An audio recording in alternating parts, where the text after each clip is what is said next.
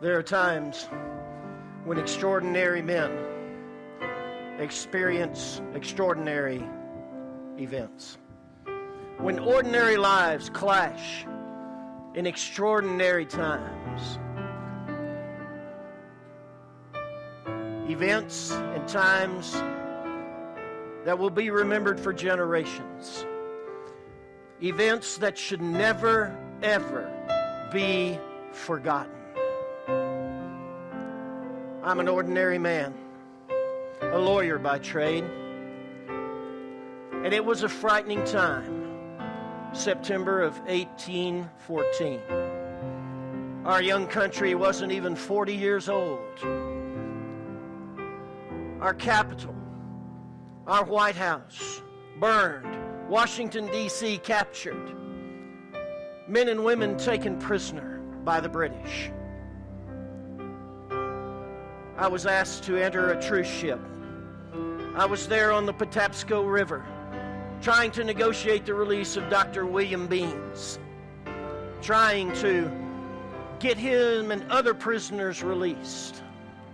Finally, after days, Vice Admiral Cochrane agreed to the release, but not until they had bombed and taken Fort McHenry. Oh, Fort McHenry, there on the bay, had to stand.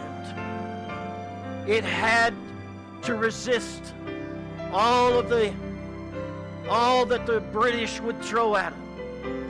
Fort McHenry had only 1,000 men, 20 cannon, and the British boasted 19 warships. It started actually on the 13th of September, 1814. The constant bombardment. 1 hour. Boom! Boom! Boom! 5 hours. Boom! Boom! Boom! 10 hours. 15 hours. 20 hours. 25 hours. For 27 hours. Boom! Boom! Boom! Mortar shells that were fired from the cannons that exploded on impact.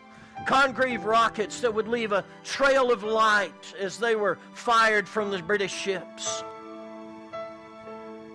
It allowed us just a moment to catch a glimpse.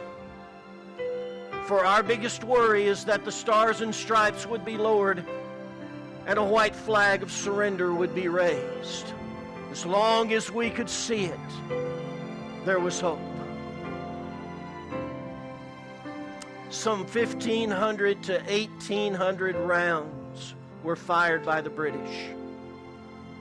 A cannonball, a rocket, every minute. The dawn of September 14th. They were asking me, "Can you see it? Can you see it, Francis? Does our flag still wave?" I wanted to look, but I didn't want to look. I was afraid of what I would see. Or maybe I was afraid of what I might not see. But I looked.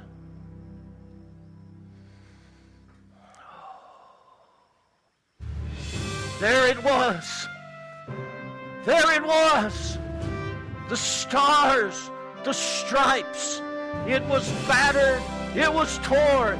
But our banner still waved.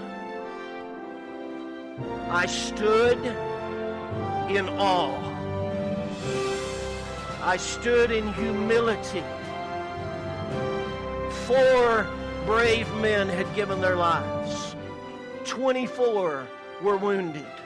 But our flag still waved. We were finally released. I was on my way back to Baltimore. Some people call me a hero. That day I was just a historian. I had to tell the story The real heroes were those men inside that fort who would not surrender. The real heroes were General George Armistead, who kept that banner waving. I began to write on the back of a letter. I had to tell the story.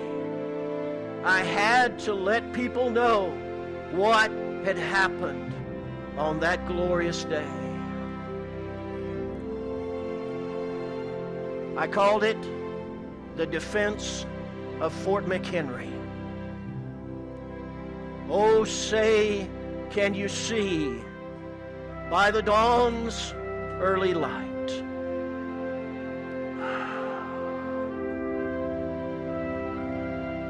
God bless America.